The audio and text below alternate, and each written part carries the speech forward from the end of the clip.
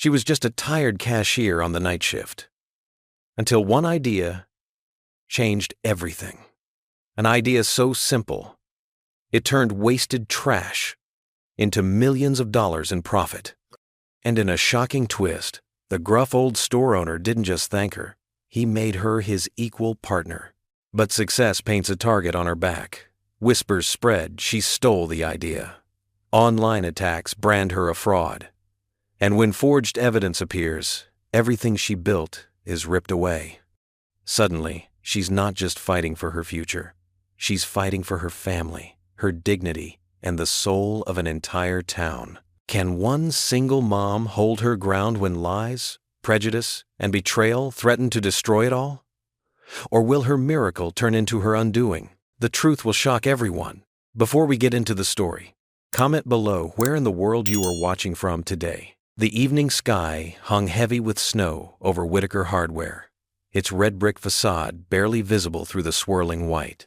Inside, fluorescent lights buzzed overhead as a line of frustrated customers clutched their returns.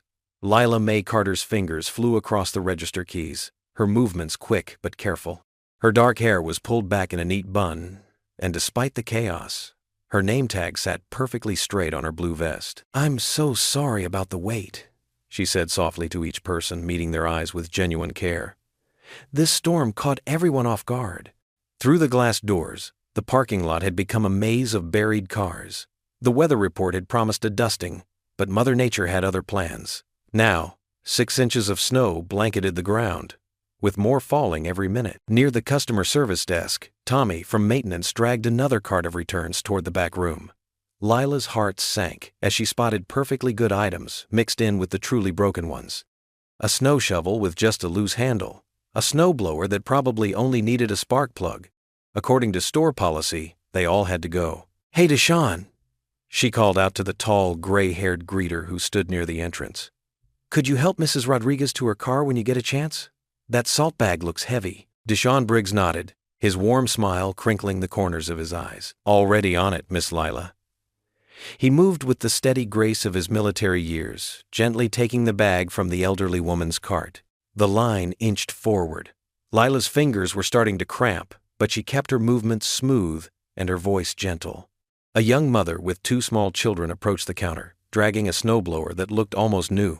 "It won't start," the woman said, dark circles under her eyes. "I can't afford another one, but we need to clear the driveway for my husband's wheelchair." Lila's chest tightened. She glanced at the snowblower, the same model her late husband used to repair for neighbors. Probably just needed the carburetor cleaned. "Let me check the warranty information," Lila said, typing carefully. The computer lagged, making the customer behind the young mother huff loudly. "Come on, some of us have places to be," the man grumbled. He was tall, wearing an expensive-looking wool coat. Lila kept her voice steady. "I'll be with you as soon as I can, sir." The computer froze completely. Lila's cheeks burned as she pressed Control-Alt-Delete, feeling the impatient stares. "This is ridiculous," the man in the wool coat muttered. Then, under his breath but loud enough to hear, he added a racial slur that made Lila's hands shake on the keyboard. The young mother gasped. Several customers turned away, embarrassed. But before anyone could react, Deshawn appeared as if by magic, his tall frame casting a shadow over the counter. "Sir," he said quietly, his deep voice carrying the weight of authority without raising its volume. "I couldn't help but overhear. Now, we can handle this one of 2 ways. You can apologize to this lovely lady who's doing her best to help everyone during a difficult evening, or you can step out of line, and I'll be happy to assist you personally." The way Deshawn said "assist" made it clear which option he preferred. The man's face reddened, but something in Deshawn's steady gaze, perhaps the hint of his military bearing, or maybe just the pure dignity of his presence, made him look down at his shoes. "Sorry," he mumbled, not meeting Lila's eyes. "A bit louder, if you would," Deshawn encouraged. "I'm sorry," the man said clearly this time, then stepped out of line and headed for the door. Deshawn turned to Lila, his expression softening. "You okay, Miss Lila?" She nodded, grateful for his presence. "Thank you, Deshawn." "Always," he replied simply, then gestured to the young mother. "Ma'am, while Miss Lila finishes with your return, Would you like me to load some salt into your car? On the house? The rest of the evening passed in a blur of transactions and returns. Lila couldn't stop thinking about all the fixable items heading to the dumpster, about families like the young mothers who couldn't afford replacements. When her shift finally ended, she found Deshawn helping the closing crew salt the walkways. "You drive safe now," he called as she headed to her car. "Give that sweet girl of yours a hug from her Uncle Deshawn." The parking lot was eerily quiet, the snow muffling every sound. Lila's old Honda started with a protest, and she let it warm up while clearing off the windows. Her phone buzzed, a text from Mrs. Jenkins next door, confirming that 11-year-old Ellie was fed and finishing homework. As Lila pulled onto the main road, the headlights carved golden tunnels through the falling snow. Her fingers found the cross hanging from her neck, her husband's last Christmas gift before the accident. "Lord," she whispered, watching the white flakes dance in her headlights, "there has to be a better way. All those things we threw away today. So many people who could use them. Please show me how to help."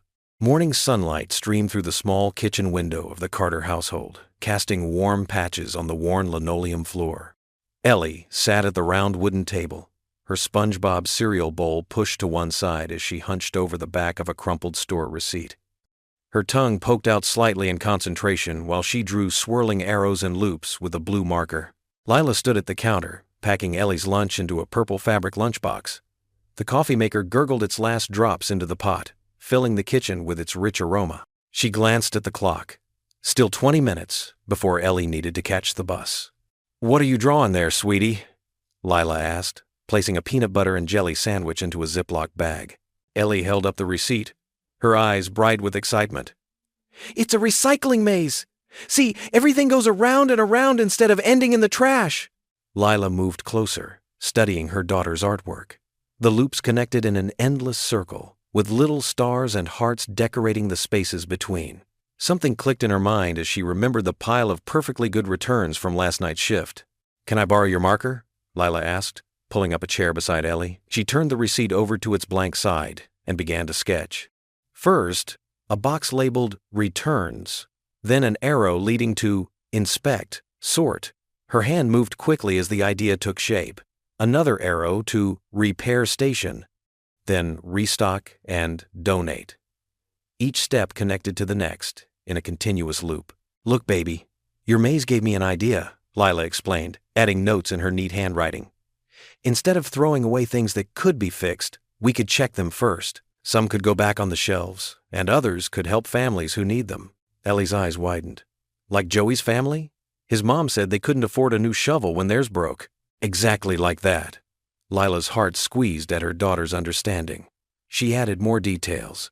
Estimated costs, potential savings, required staff hours. Later that evening, Whitaker Hardware hummed with after-work shoppers. Lila approached Marta Alvarez near the paint counter, where the floor supervisor was organizing color swatches. "Got a minute?" Lila asked, touching the folded receipt in her apron pocket. Marta looked up, her silver-streaked hair catching the fluorescent lights. "For you? Always, mi amiga." She set down her stack of paint chips. "What's on your mind?" Lila glanced around before pulling out the sketch. Her hands trembled slightly as she smoothed it on the counter. "I've been thinking about all those returns we throw away. What if we tried something different?" Marta leaned in, her reading glasses perched on the end of her nose as she studied the diagram. Her expression grew more interested with each passing second. "This is smart, Lila. Very smart." Marta traced the arrows with her finger. "A second-look loop. It could save the company thousands, maybe more. And help people too," Lila added softly. "All those perfectly good items we toss because of policy." Marta's face grew serious. "Charlotte won't like it, though. You know how she is about changes, especially ones that weren't her idea." As if summoned by her name, Charlotte Pike's sharp voice cut through the air from 2 aisles over, berating a junior employee about improperly stacked lumber. Her heels clicked against the concrete floor like tiny hammers. Lila quickly folded the receipt, tucking it back into her apron pocket. Marta squeezed her arm gently. "Don't give up on this, okay?" Marta whispered. "It's too good an idea to waste." Lila nodded, patting the pocket where the sketch rested. "One day," she whispered, "I'll show this to someone who listens." The fluorescent lights buzzed overhead at Whitaker Hardware as Lila stood behind the returns counter, facing a red-faced customer who was practically shaking with frustration. The middle-aged man pushed a slightly dented leaf blower across the counter. "This is ridiculous," he said, running a hand through his thinning hair. "It just needs a new pull cord. Why can't you fix it here instead of making me drive 30 miles to the warranty center?" Lila nodded sympathetically, her hand unconsciously touching the folded receipt in her apron pocket, the one covered in Ellie's doodles and her own careful notes. "I understand, sir. Actually," she hesitated, then pulled out the wrinkled paper. "I've been thinking about that exact problem." She smoothed the receipt on the counter, pointing to her neat handwriting. "See, instead of sending items back or throwing them away, we could have a repair station right here. Items that just need minor fixes could be repaired and resold at a discount." The customer leaned forward, his anger fading to interest. "That makes a whole lot more sense than tossing perfectly good equipment." "It does, doesn't it?" A deep voice came from behind them. Lila turned to find Walt Whitaker himself standing there, his weathered hands clasped behind his back. She hadn't even heard him approach. "Mr. Whitaker, I'm sorry, I was just—" "Don't apologize," Walt said, picking up the receipt. His eyes scanned the loops and arrows, the careful calculations in the margins. "Would you humor an old man and explain this to me in detail? In my office?" Lila's heart hammered in her chest. "Of course, sir." She turned to the customer. "Let me get someone to help you with the warranty paperwork." Minutes later, Lila found herself sitting across from Walt in his office, a space that somehow managed to feel both imposing and cozy. Dark wood paneling lined the walls, and a worn leather chair creaked as Walt settled behind his desk. "Now then," he said, laying the receipt on his desk, "walk me through this." Lila's hands trembled slightly as she stood and approached the whiteboard mounted on the wall. "May I?" Walt nodded, handing her a marker. Taking a deep breath, Lila drew a large circle, then added arrows and smaller loops, just like Ellie had done that morning at breakfast. "My daughter showed me how to make complicated things simple with loops," she explained, her voice growing steadier as she spoke. "Right now, when items are returned or damaged, they follow a straight line to the dumpster." She drew a straight arrow. "But what if we made it a loop instead?" Her marker squeaked as she outlined her idea. "First, items get assessed. Simple fixes go to a repair station. More complicated ones get properly recycled or sent to the warranty center.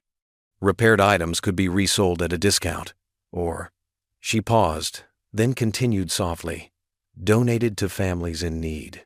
Walt leaned forward in his chair, his eyes intent on the diagram. "And these numbers in the margin?" That's where Ellie helped again. She's good at math games.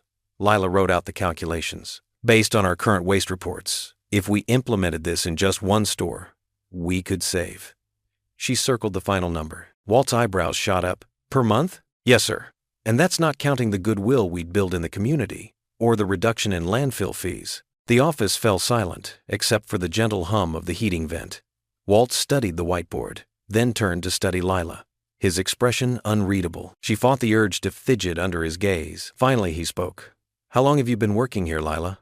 3 years next month, sir." "And you're a single parent?" "Yes, sir." "Ellie's 11. Walt nodded slowly, then reached for his phone. "Martha, get me conference calls with all 5 store managers. Yes, now." He hung up and turned back to Lila. "We're going to pilot this.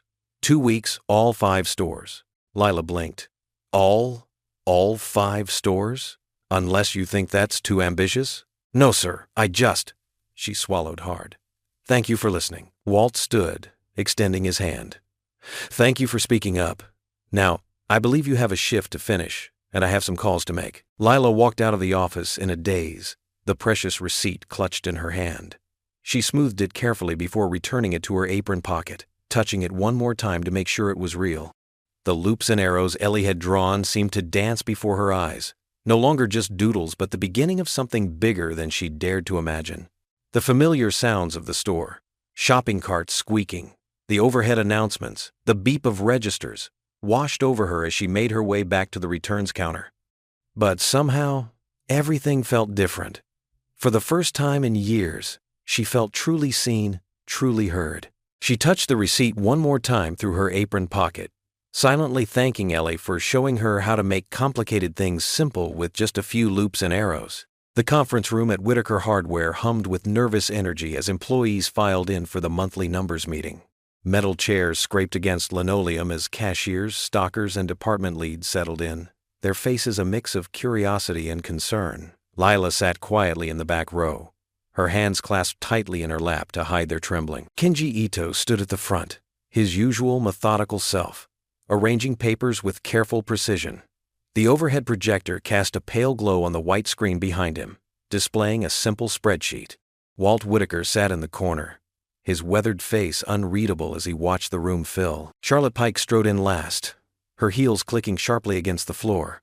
She took her customary seat in the front row, tablet computer poised on her knee, her expression cool and professional. "Thank you all for coming," Kenji began, his voice soft but clear. "As you know, we've been running a pilot program these past 2 weeks. He clicked to the next slide, revealing a bar graph. What you're looking at represents the financial impact of what we're calling the second look loop. A few whispers rustled through the room. Lila felt her cheeks warm as several heads turned in her direction. The blue bars show our standard operating costs under the previous return policy, Kenji continued, pointing with his laser pointer. The green bars represent the new protocol. He paused, adjusting his glasses. The difference is significant. The room grew perfectly still as Kenji revealed the final number.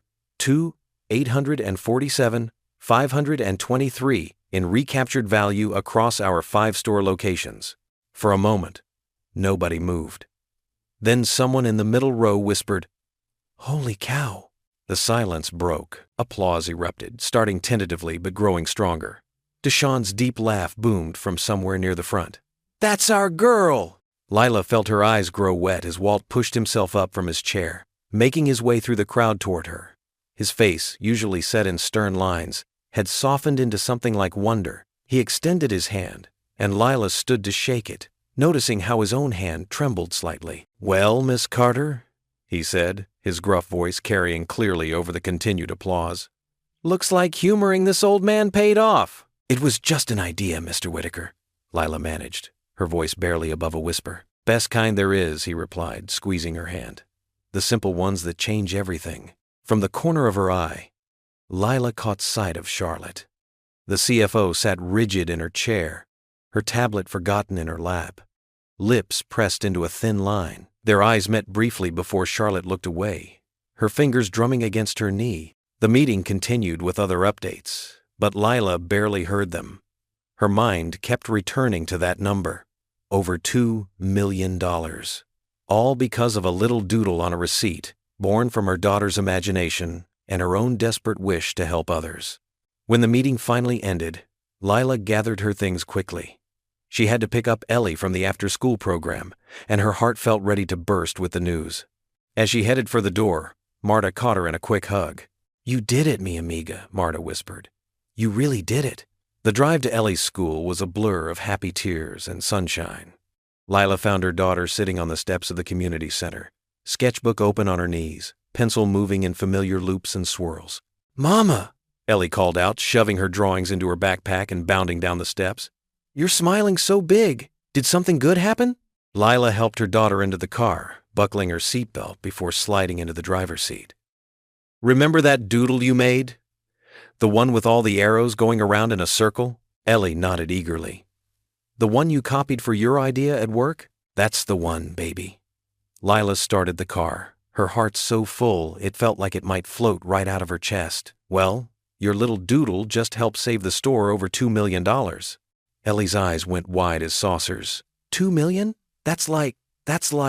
"More money than we can imagine," Lila finished, laughing at her daughter's expression. "Wow." Ellie sat back in her seat, processing this information with all the seriousness an 11-year-old could muster. Then her face lit up with a brilliant smile. "Mama, if we can fix the store with just one little drawing." "Yeah, baby, maybe we can fix the world too." Lila reached over to squeeze her daughter's hand, joy spilling from her eyes in fresh tears. "Maybe we can, baby. Maybe we can."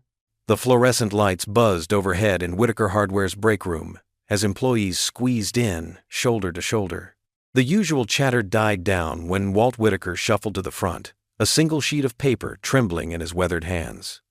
His face held an expression no one had seen before, somewhere between nervousness and barely contained joy. "Folks," Walt cleared his throat, his voice gruff with emotion.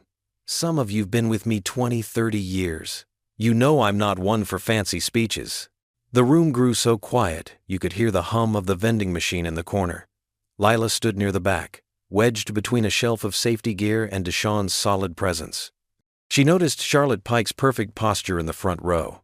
The CFO's designer blazer, a stark contrast to the work shirts and aprons around her. "2 weeks ago," Walt continued, adjusting his reading glasses, "we tried something new. The second look loop, as some of you've heard. The numbers." He paused, taking off his glasses to wipe them with a handkerchief. "Well, Kenji showed us the numbers yesterday. But numbers aren't why we're here." He looked up, his eyes finding Lila in the crowd. "Miss Carter, would you come up here, please?" Lila's heart hammered against her ribs as she made her way forward. Her work shoes squeaked against the linoleum, each step echoing in the hushed room. She could feel every eye on her, could sense Charlotte's razor-sharp gaze. 38 years ago, Walt's voice strengthened, my late wife Sarah told me something I never forgot. She said, "Walt Whitaker, God sends angels in disguise, and half the time they're wearing name tags and sensible shoes." A ripple of gentle laughter moved through the room. Walt held up the paper, which Lila now recognized as legal letterhead. "This here's from Morris Sons, our lawyers since 1975. What it says is simple, but what it means," his voice cracked slightly, "what it means is everything." The paper rattled as he read. "Effective immediately, Lila Mae Carter is hereby named equal partner in Whitaker Hardware, with all rights, responsibilities, and ownership stake thereof." The silence lasted exactly 2 heartbeats. Then the room exploded. Maria from plumbing burst into tears. Jorge from the lumber yard let out a whoop that could have raised the roof. Applause thundered against the walls as people surged forward, creating a tide of joy that threatened to overwhelm Lila where she stood. "But I'm just a cashier," Lila whispered, her words lost in the celebration. "Not anymore," Walt said firmly, loud enough for everyone to hear. "You're the future of this company. You saw what others missed. You had the courage to speak up, and the wisdom to think of others first." He turned to address the room. "The second look loop isn't just about saving money. It's about seeing value where others see waste. It's about giving second chances to items and people alike." Through tear-blurred vision, Lila saw Charlotte's face harden into a mask of controlled fury. The CFO's manicured nails dug into her leather portfolio as she stood, rigid and silent, while others rushed to offer congratulations. "Girl, you did it!" Maria enveloped Lila in a crushing hug that smelled of flower-scented fabric softener. Jorge pumped her hand enthusiastically, speaking rapid Spanish that she couldn't follow but understood in her heart. Kenji offered a respectful bow, his usual reserve cracking into a genuine smile. "The numbers never lie, Carter-san. You earned this." Everyone wanted to touch her, hug her, share their joy. It felt like a dream. Surely she would wake up at her register, price scanner in hand. But Walt's firm grip on her shoulder anchored her to reality as he guided her through the crowd. "There's paperwork waiting in my office," he murmured. "But I wanted to do this part here, with your work family watching. Sarah would have insisted on it." Lila couldn't speak. Her throat felt too tight, her heart too full. She thought of Ellie, of the difference this would make in their lives. No more counting pennies at the grocery store. No more putting off doctor visits. No more lying awake at night, wondering how to make ends meet. The celebration gradually spilled out into the store proper, leaving the break room quieter. Charlotte swept past without a word, her heels clicking a sharp staccato on the floor. The sound faded into the distance, but the chill of her passing lingered. Deshawn was the last to approach. He stood at parade rest, his security badge gleaming, then snapped into a crisp military salute. "Ma'am," he said formally, his eyes twinkling with pride. Lila watched him follow the others out, leaving her alone in the break room. She leaned against the wall, her legs suddenly weak, and closed her eyes. "Lord," she whispered into the empty room, "what have you started?" The vending machine hummed. Somewhere in the store, she could hear the echo of laughter and celebration.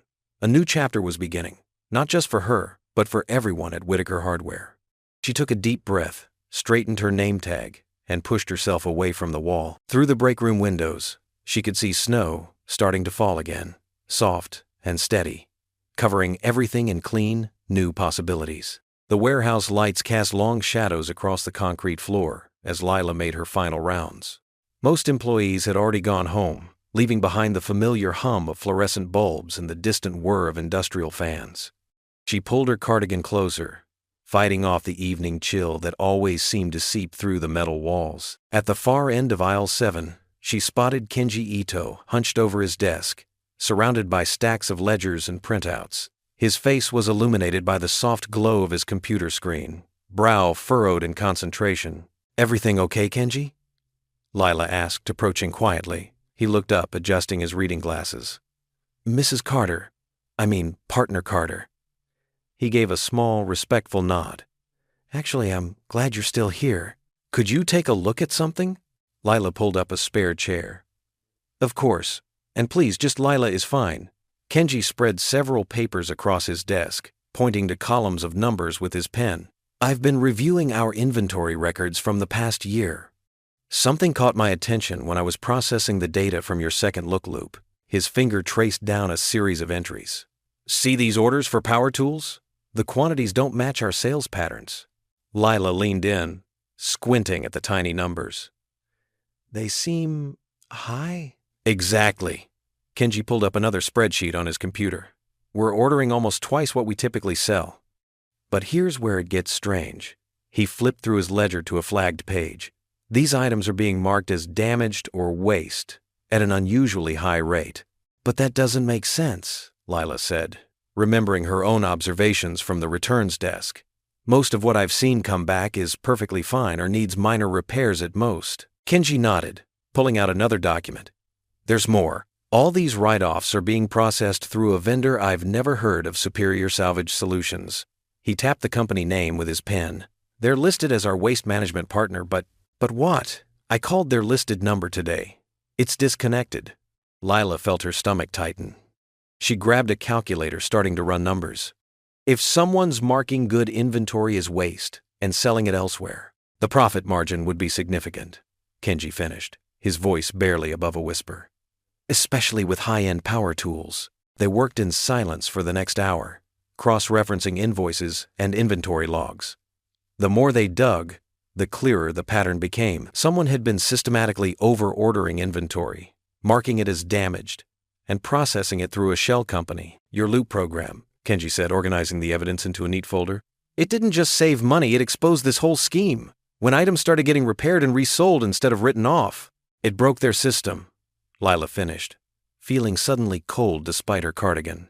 The warehouse seemed different now, its shadows deeper, its silence heavier. Every box and shelf held a new weight of significance. This wasn't just about efficiency anymore, this was fraud. Kenji carefully placed the folder in his locked drawer. "I'll keep investigating, double-check everything. We need to be absolutely certain before we take this higher."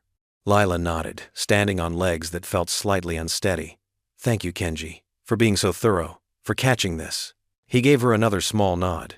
"Numbers don't lie, Mrs. Carter. They just wait to be found." The walk back to her register felt longer than usual. Each footstep echoed off the concrete floor, mixing with the steady hum of the building's systems. At her station, Lila began her closing routine, counting the drawer, printing reports, checking the lock. But her mind kept returning to those columns of numbers, those false entries, that disconnected phone number. She secured her cash drawer with a final click, the sound sharp and definitive in the quiet store.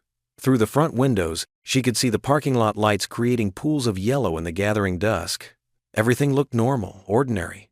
But now, she knew better. The break room smelled of burnt coffee and microwaved leftovers.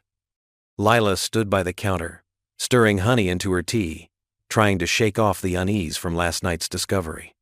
The morning sun streamed through the dusty windows, casting long rectangles of light across the linoleum floor. Charlotte Pike strode in, her heels clicking sharply against the tiles. She wore a crisp navy blazer and carried her tablet like a shield. "Good morning, Partner Carter." The way she said partner made it sound like an insult. Lila managed a polite smile. "Good morning, Charlotte. I found something interesting last night." Charlotte's perfectly manicured fingers swiped across her tablet screen. "Have you ever visited supplychainsolutions.com? "No, I haven't." "Really?" Charlotte's eyebrows arched.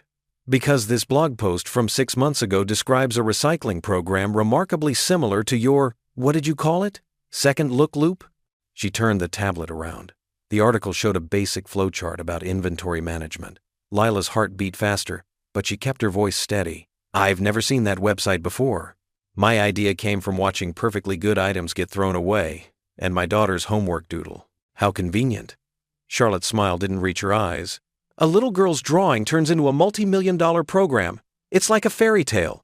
Other employees in the break room pretended not to listen, but Lila could see them stealing glances. Charlotte's voice carried just enough to ensure everyone heard. I understand why Walt did it, Charlotte continued, her tone dripping with false sympathy. The optics are perfect. Single mother, woman of color, working her way up from cashier. She shrugged. Very inspirational, very diverse. The word hung in the air like poison. Lila's hands trembled slightly, but she squared her shoulders. My ideas and work stand on their own merit, Charlotte. The numbers prove that. We'll see. Charlotte tucked her tablet under her arm. Numbers can be manipulated, just like people. After Charlotte left, the break room felt colder. Lila dumped her half-finished tea in the sink, her appetite gone. As she walked back to her office, still strange to think of it as hers, she heard whispers follow her down the hallway. By lunchtime, the whispers had moved online. Lila's phone buzzed with notifications from local community groups. Anonymous accounts had started posting about Whitaker Hardware. Wonder how much they paid for their diversity hire. Rip real leadership. Get woke, go broke. Single mom with no business degree running our town's oldest store. What could go wrong? Each comment felt like a paper cut, small but stinging. Lila turned off her notifications, but her phone kept buzzing. This time it was Marcus Thompson, the union representative, requesting an urgent meeting. They met in the small conference room. Marcus, a veteran employee with salt and pepper hair, looked uncomfortable in his chair. The members are worried, Mrs. Carter. All this talk about millions in savings. They're afraid it means layoffs. That's not... And this blog post going around, he continued, about you taking the idea from somewhere else. People are scared. Change is hard enough without wondering if it's built on stolen goods. Lila took a deep breath. Marcus, I give you my word. There will be no layoffs. The savings are going back into the business. Better benefits, training programs, maybe even profit sharing down the line. Your word? Marcus sighed. No offense, but you've been partner for what, a week? Things change. Promises get broken. The rest of the day passed in a blur of sideways glances and sudden silences when she entered rooms. Even Deshawn's usually warm greeting seemed subdued. By closing time, Lila's shoulders ached from holding herself upright against the weight of suspicion. At home, after tucking Ellie into bed, Lila made the mistake of checking her phone one last time. A new anonymous comment had appeared, this one on her personal profile. We all know how she really got that partnership. Probably on her knees in Walt's office. Disgusting old man. Plus, desperate single mom. Lila bit her lip hard, tasting blood, as tears threatened to spill. Beside her, Ellie slept peacefully, unaware of the storm breaking around them. Her daughter's math notebook lay open on the nightstand, covered in the innocent loops and arrows that had started everything. The cruel words glowed in the darkness of her bedroom, the phone screen illuminating her daughter's peaceful face. Lila's lip throbbed where she'd bitten it, but she couldn't stop, using the sharp pain to hold back her tears. The wooden pews of First Community Church creaked softly as the congregation settled in for the morning service. Sunlight streamed through stained glass windows, casting warm patterns across the worn hymnals. Lila sat with Ellie in their usual spot, third row from the back, where they'd sat every Sunday since Ellie was small enough to need picture books to stay quiet. Pastor Ruth stood at the pulpit, her silver hair catching the morning light. Her voice carried clear and strong through the sanctuary. Daniel faced the lions with nothing but his faith and the truth in his heart, she said, her eyes scanning the congregation before settling briefly on Lila. When we stand in God's truth, we need not fear the lions that prowl around us. Lila's hands tightened around her Bible. The week's events pressed heavy on her mind. The accusations, the whispers, the cruel comments online. She felt Ellie lean against her arm, drawing stick figures in the margins of the bulletin. The lions in Daniel's den had real teeth, Pastor Ruth continued. But sometimes the sharpest teeth we face are words meant to tear us down, words that question our worth, our belonging, our right to stand where God has placed us. A few rows ahead, Lila noticed Marta nodding vigorously. The older woman had been a rock this past week, defending Lila against the whispers with her characteristic fierce loyalty. But remember this, Pastor Ruth's voice grew stronger. Daniel didn't fight the lions. He didn't argue with them or try to prove himself worthy. He simply stood in his truth and let God handle the rest. The congregation murmured their amens. Lila felt tears pricking at her eyes. But these weren't tears of defeat. Something was strengthening inside her, like a foundation settling deeper into solid ground. After the service, as people gathered in the fellowship hall for coffee and cookies, Marta made her way to Lila's side. Ellie had already darted off to join the other kids around the cookie table. "That sermon wasn't just for you," Marta said, stirring cream into her coffee. "But I saw how it hit home. How are you holding up, mi amiga?" Lila watched Ellie laugh with her friends, the sound carrying across the room like music. "I've been better," she admitted. "But I've been worse, too." "Listen to me." Marta's voice dropped lower, serious. "What Walt did, making you partner, that wasn't charity." That wasn't him trying to make some political statement. He saw what we've all seen for years. Your heart, your mind, your way of making things better for everyone. "Some people don't see it that way," Lila said softly. "Some people wouldn't see the sun if it danced in front of their face," Marta retorted. "You earned this position. Now you need to claim it. Stand in it. Like Daniel stood in that den." Pastor Ruth approached them, her kind eyes crinkling at the corners. "I couldn't help overhearing," she said. "Marta's right, Lila. Leadership isn't about being the loudest or the most forceful. It's about standing firm in what you know is right." "But the accusations," Lila started. "Will fall apart in the light of truth," Pastor Ruth finished. "You didn't steal that idea. You created it out of compassion and common sense. That's your truth. Stand in it." Ellie bounded over, cookie crumbs on her chin. "Mama, can we go home and work on our project?" She held up the church bulletin, now covered in her drawings. "I have an idea." Later that afternoon, Lila and Ellie sat at their small kitchen table. Sunlight warmed the worn tablecloth as they spread out paper and colored markers. The sermon's words still echoed in Lila's mind, mixing with Marta's encouragement and her own growing resolve. "What if we made it like a big circle?" Ellie suggested, drawing with her favorite blue marker. "Like your loop, but with people instead of things?" Lila watched as her daughter sketched. The child's drawing showed stick figures holding hands in a circle, some tall, some small, some wearing what looked like work aprons, and others in business suits. "See?" Ellie pointed with her marker.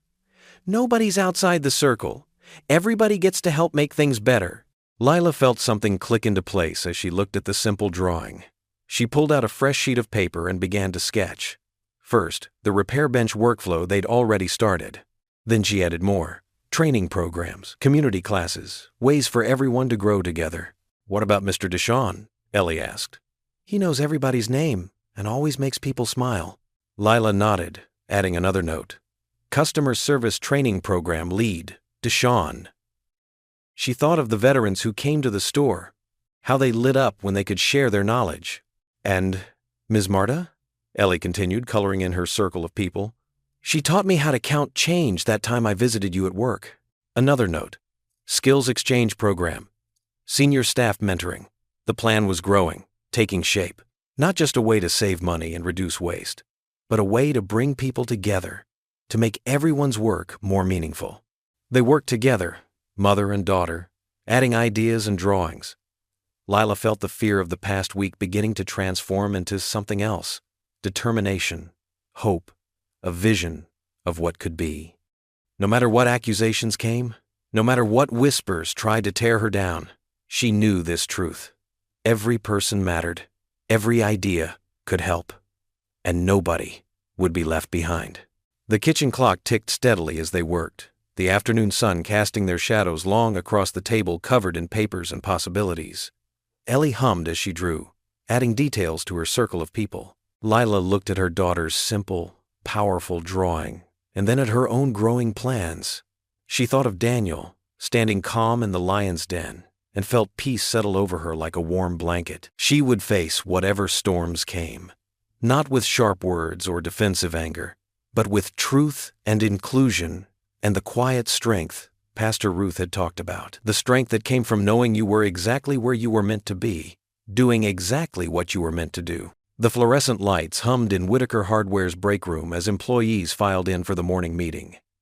Steam rose from coffee cups, mixing with whispers and uncertain glances. Lila stood near the whiteboard, her heart racing but her face calm as she arranged her notes. Walt sat in his usual chair by the coffee maker, his weathered hands wrapped around a mug emblazoned with "World's Grumpiest Boss." "All right, folks, settle in," Walt called out, his gruff voice cutting through the morning chatter. "Got something important to share." Lila stepped forward, drawing strength from the small silver cross at her neck. "Good morning, everyone. Today, we're launching something new at Whitaker Hardware. We're calling it Homefront." Charlotte Pike, leaning against the back wall, crossed her arms. A few others shifted in their metal folding chairs, curiosity mixing with wariness on their faces. "Homefront is a hiring and training program," Lila continued, her voice growing stronger. "We'll be actively recruiting veterans, military spouses, and returning citizens, people who've paid their debt to society and deserve a second chance." Murmurs rippled through the room. Someone in the back muttered, "Great, more charity cases." Walt cleared his throat loudly. "This isn't charity. This is smart business. These folks know discipline, teamwork, and how to get things done. Plus, they've got skills we need: mechanics, logistics, leadership." Deshaun Briggs stood up from his seat near the door, his Army veteran's pin gleaming on his collar. "If I may, Miss Carter?" Lila nodded gratefully. "Please. I've served with men and women who could take apart and rebuild a tank engine blindfolded," Deshaun said, his deep voice commanding attention. "But when they come home, some can't even get a call back for an oil change job. Their spouses move every few years, starting over each time. They deserve better than that." He looked around the room, meeting eyes one by one. "And those returning citizens? I've met plenty who made mistakes but worked harder than anyone to make things right. They just need someone to open the door." Lila clicked to the next slide, showing a training schedule. "Everyone hired through Homefront will go through comprehensive training. I'll be leading it personally, along with our department heads." "And who's paying for all this?" Charlotte's voice cut through the room like ice. "The money we saved through the second look loop," Walt answered firmly. "Instead of waste, we're investing in people." "Any other questions?" A young stockroom worker raised his hand. "What about our current positions? Are we being replaced?" "Absolutely not," Lila said firmly. "This is about growth, not replacement. In fact, many of you will have opportunities to become trainers and mentors. We're building something together here." She walked to the center of the room, her voice softening. "I know change can be scary, but remember how the loop worked? We took things others would throw away and found their value. Homefront is the same principle, seeing the value in people who've been overlooked." Marta, who ran the repair department, spoke up from her corner. "I'm in. Could use some skilled hands in repairs, especially with all the loop items coming through." Gradually, other department heads nodded. Even some of the skeptical faces began to soften. The meeting shifted to logistics, training schedules, mentorship assignments, safety protocols. Lila answered questions with patience and clarity, her confidence growing with each response. Walt watched from his chair, a proud smile playing at the corners of his mouth. As the meeting wound down, Deshaun approached Lila with a man she hadn't seen before. "Miss Carter, this is James Miller, 20 years Marine Corps, mechanical specialist. He heard about the program through my church." James Miller stood ramrod straight, his clothes pressed despite their wear. His eyes held a mix of hope and wariness Lila had seen too often lately, the look of someone used to doors closing. "Mr. Miller," Lila extended her hand. "Welcome to Whitaker Hardware." He gripped her hand firmly, his eyes suddenly wet.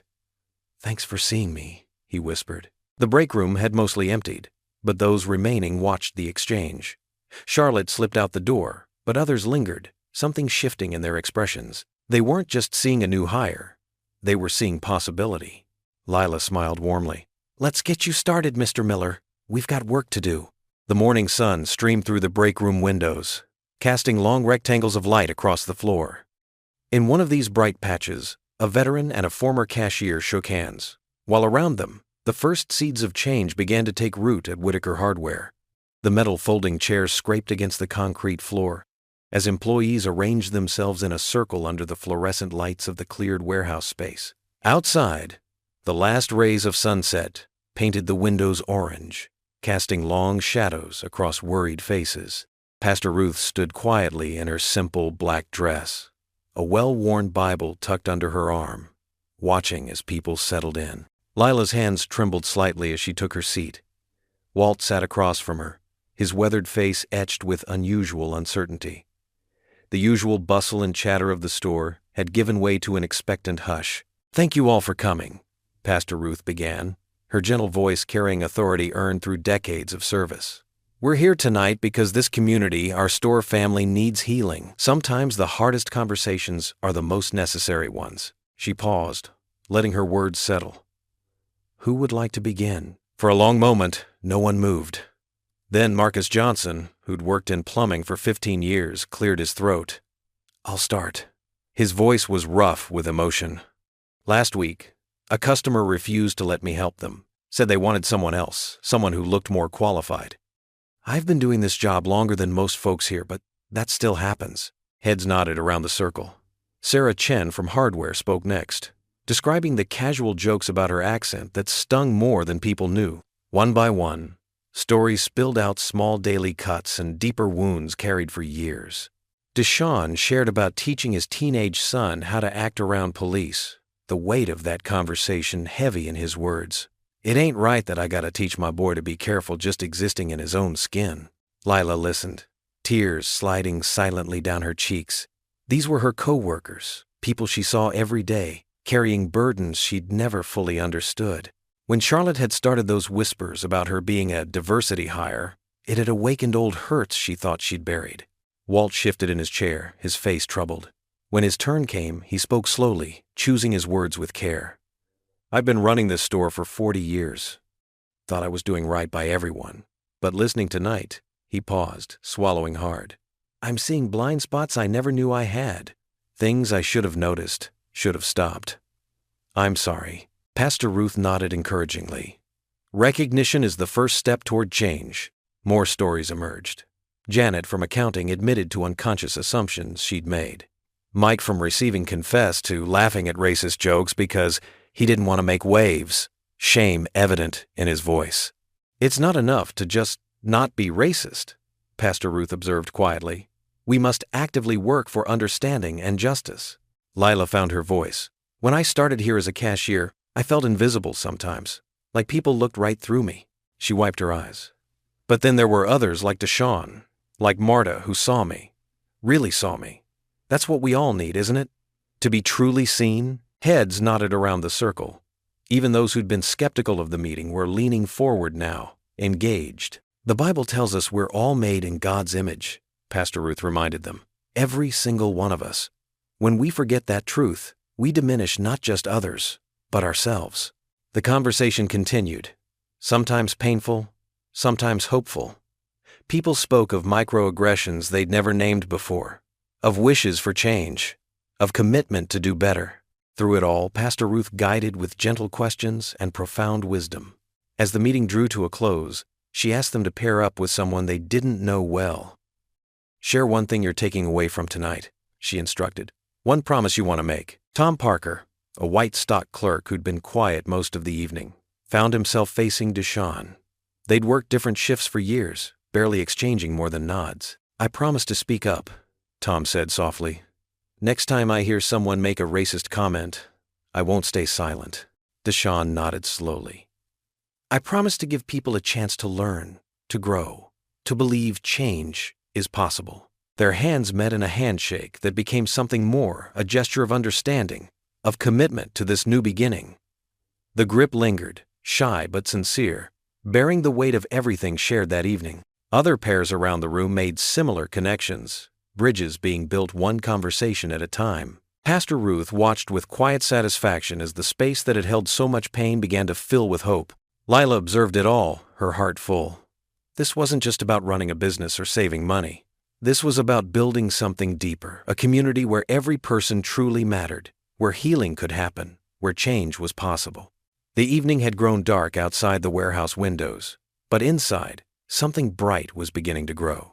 The late summer breeze carried the mingled aromas of hot dishes across the Whitaker Hardware parking lot. Folding tables stretched end to end, draped with checkered cloths and laden with an array of homemade delights. Steam rose from Mrs. Johnson's famous mac and cheese, while Pastor Ruth's fried chicken competed with Deshawn's spicy jambalaya for attention.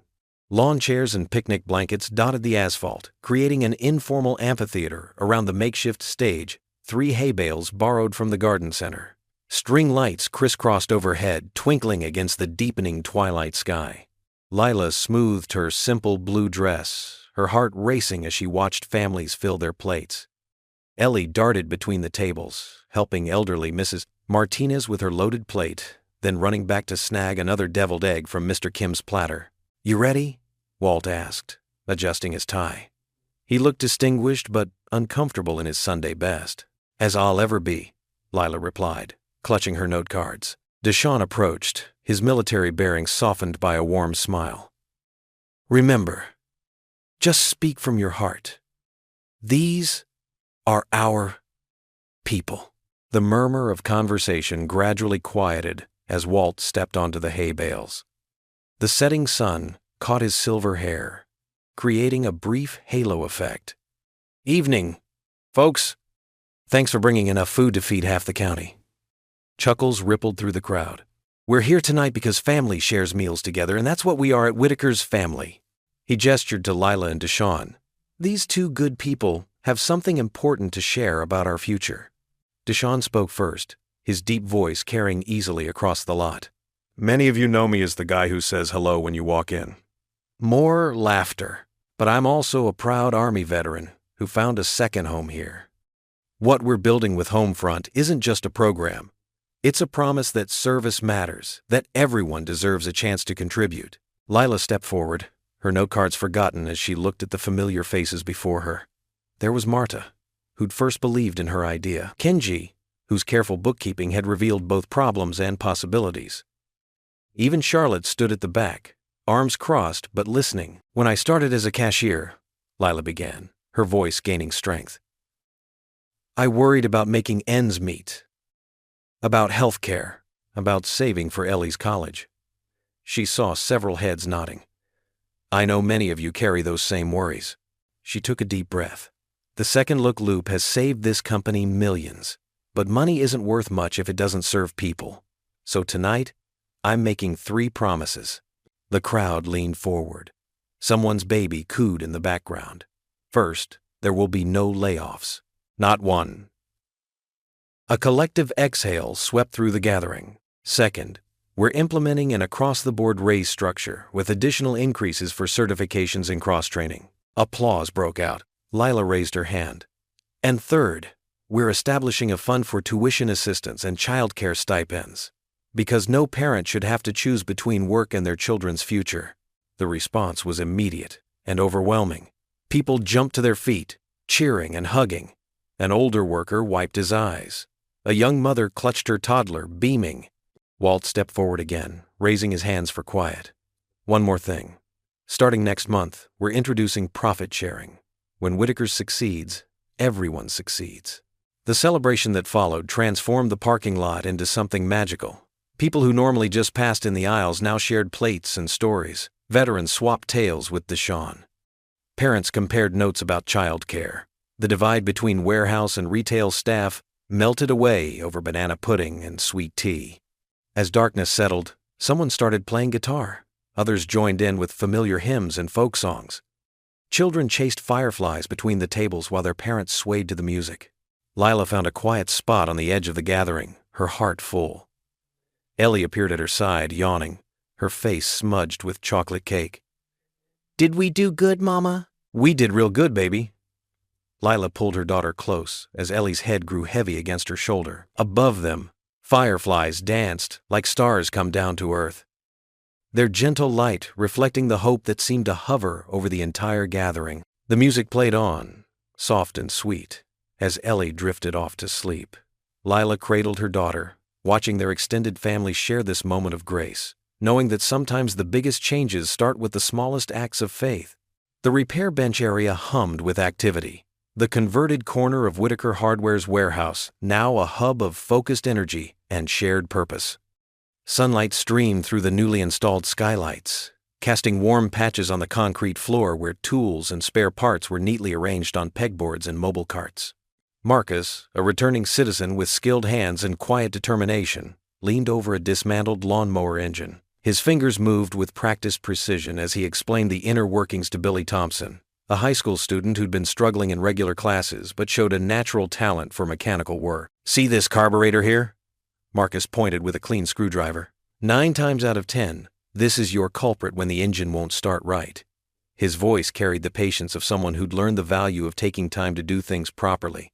Beside them, retired mechanic Earl Watson nodded approvingly while helping another team tackle a stubborn snowblower. His weathered hands guided younger ones through the intricacies of motor repair. "That's right," he encouraged. "Listen to that sound. It'll tell you what's wrong if you pay attention." The space buzzed with the sounds of learning, metal tools clinking against parts, the scratch of pencils on repair logs, and the constant murmur of questions and answers. Veterans in work aprons moved between stations, sharing tips learned from years of maintaining military equipment. Their presence added structure and discipline to the organized chaos. Mrs. Chen, from 3 blocks over, watched anxiously as her daughter's bicycle underwent repairs. The girl had saved for months to buy it secondhand, only to find the gears weren't shifting properly. Now, under the guidance of Sarah, a Navy veteran with engineering experience, 2 teenagers worked to make it right. "Look at that chain alignment now," Sarah said, stepping back to let the young repairers admire their work. The bicycle wheel spun smoothly, its gears shifting with satisfying clicks. The room fell quiet as Marcus and Billy made final adjustments to their lawnmower.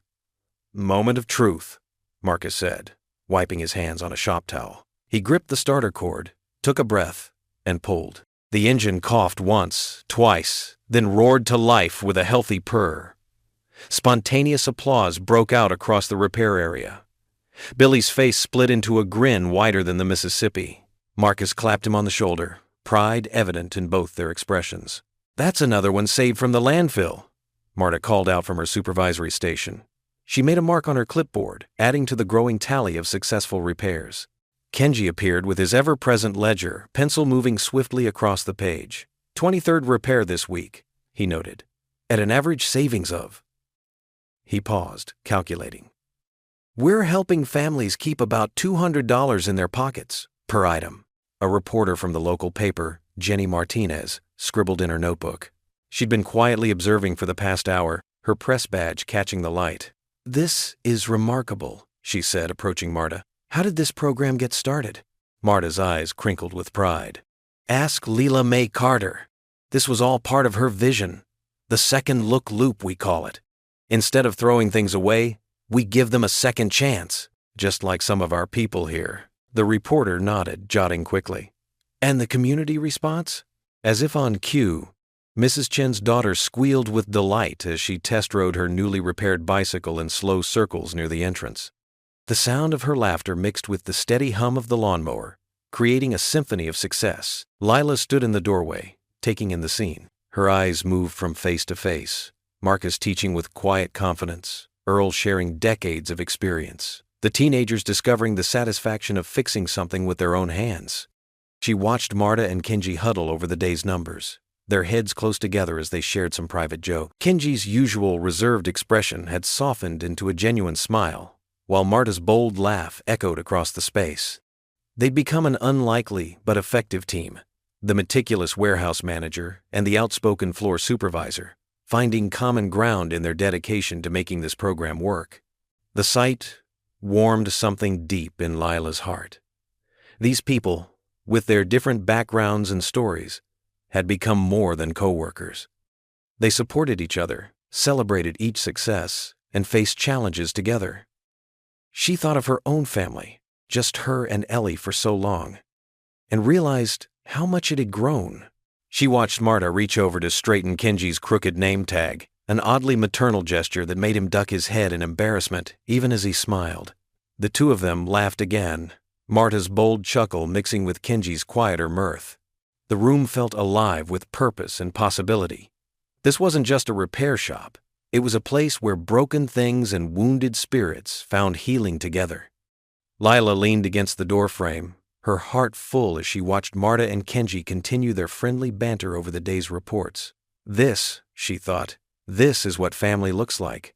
The July sun warmed the festive banners strung across Main Street as Whitaker Hardware's 50th anniversary celebration filled the block with laughter and life. Red, white, and blue bunting draped the storefronts, and the sweet scent of cotton candy drifted on the breeze. Children darted between lemonade stands run by the scout troops, their paper cups leaving rings of condensation on the folding tables.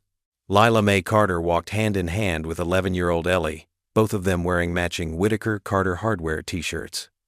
Ellie's eyes sparkled as she took in the sights, face painters setting up their chairs, Deshawn directing the church choir on a makeshift stage, and Marta arranging trays of her famous empanadas. "Look, Mama!" Ellie pointed to where the Homefront crew had set up demonstration tables. Veterans and returning citizens showed kids how to build birdhouses, their patient hands guiding small fingers with sandpaper and wood glue. "Can we make one later?" "Of course, baby." Lila squeezed her daughter's hand, throat tight with emotion. Just 6 months ago, she'd been a cashier, worried about making rent. Now, watching her community come together like this. "There's my favorite partner!" Walt Whitaker's gruff voice carried over the crowd. He made his way toward them, moving slower than usual with his cane, but his eyes were bright beneath his baseball cap. "Got a minute?" Lila nodded, and Walt gestured toward a quiet spot near the hardware store's front window. The display featured photos from the store's 50-year history, including a black and white wedding picture of a young Walt and his late wife Sarah standing proud in front of the original storefront. "Sarah would have loved all this," Walt said, softly, touching the glass. "Especially what you've done with Homefront. She always said a hardware store should fix more than just broken tools." He reached into his pocket and pulled out a small velvet box, weathered with age. "Been meaning to give you this for a while now. Waiting for the right moment." Lila opened the box with trembling fingers. Inside lay an antique silver locket, its surface etched with delicate flowers. "Oh, Walt," was Sarah's, her grandmother's before that. Walt's voice was gruff with emotion. "Sarah called it the heartbeat. Said as long as someone wore it, the store's heart would keep beating right. Figured it belongs to you now." Tears pricked Lila's eyes as she lifted the locket. It felt warm in her palm, weighted with history and trust. "I don't know what to say." "Don't say anything." Walt helped her fasten it around her neck. "Just keep doing what you're doing. Speaking of which," he pulled an envelope from his back pocket. "Got something else to announce. Been working with the lawyers all month." They walked back to where the crowd had gathered near the stage. Deshawn's choir had just finished, Amazing Grace, and the applause was dying down.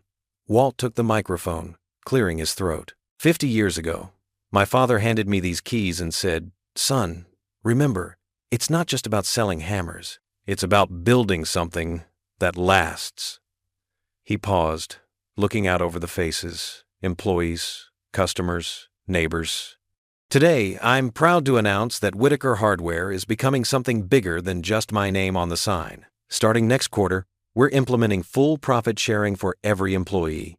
A gasp rippled through the crowd, followed by cheers. Walt raised his hand. "That's right, from our newest Homefront trainee to our longest-serving staff. When this store succeeds, everyone succeeds, because that's what family does." Lila felt Ellie's arms wrap around her waist as applause thundered through the street. Marta wiped tears with her apron. Kenji pumped his fist in the air. Even some of the union reps who'd been skeptical were smiling and clapping. The rest of the afternoon passed in a blur of joy. The repair bench crew demonstrated their skills, fixing everything from toasters to toy trucks. Children painted birdhouses in bright colors, while veterans told stories that made them laugh.